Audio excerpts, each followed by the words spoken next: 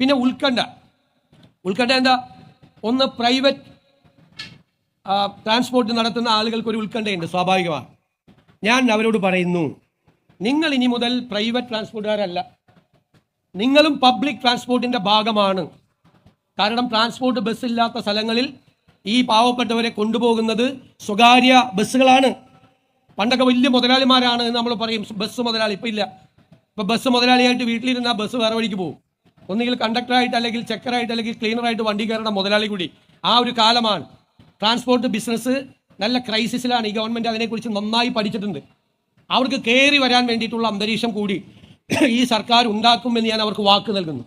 കേരളത്തിലെ public transportation സംവിധാനം മികച്ചതാക്കണം എന്നതാണ് ഈ സർക്കാരിൻ്റെ സ്വപ്നം. പ്രത്യേകിച്ച് അർബൻ പ്ലാനിങ്ങിൻ്റെ ഭാഗമായി നഗരങ്ങളിൽ, ഇപ്പോൾ കൊച്ചിയിലെക്കാരനാണ് ഞാൻ. കൊച്ചിയിലെ ഹൈക്കോടതിയിൽ ഒരു 2000 വക്കീലന്മാർ വരുന്നുണ്ട്. 2000 കാറുമായിട്ടാണ് ഇവർ വരുന്നത്. അതിൻ്റെ ആവശ്യമില്ല. പബ്ലിക് ട്രാൻസ്പോർട്ടേഷൻ മികച്ചതാണെങ്കിൽ വക്കീലിന് വീടിൻ്റെ പുറത്തേക്ക് ഇറങ്ങി നിന്നാൽ, ഡോക്ടർക്ക്, എഞ്ചിനീയർക്ക്, ജീവനക്കാർക്ക് വീടിൻ്റെ പുറത്തേക്ക് ഇറങ്ങി നിന്നാൽ ഏത് ഡെസ്റ്റിനേഷനിലും പോകുന്ന ഒരു പൊതു ഗതാഗത സംവിധാനം ഉണ്ടെങ്കിൽ അവർ ഈ വണ്ടി എടുക്കില്ല. അപ്പോൾ അവർക്ക് ആ വണ്ടിയിൽ കയറി വരാം.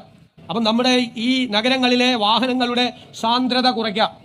അതിനു വേണ്ടിയിട്ടുള്ള ഒരു അർബൻ പ്ലാനിങ്ങും പബ്ലിക് ട്രാൻസ്പോർട്ടേഷൻ സിസ്റ്റത്തെക്കുറിച്ചും ഈ ഗവൺമെൻറ് ഗൗരവതരമായി ആലോചിക്കുന്നുണ്ട്.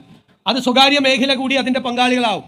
ആ സ്വകാര്യ മേഖലയ്ക്ക് എന്തെങ്കിലും ഒരു നഷ്ടം ഈ ഒരു പദ്ധതി കൊണ്ട് ഉണ്ടായിട്ടുണ്ടെങ്കിൽ അതുകൂടി നികത്താനുള്ള നടപടി ഗവൺമെൻറ് സ്വീകരിക്കുമെന്ന് ഞാൻ ഉറപ്പ് നൽകുന്നു.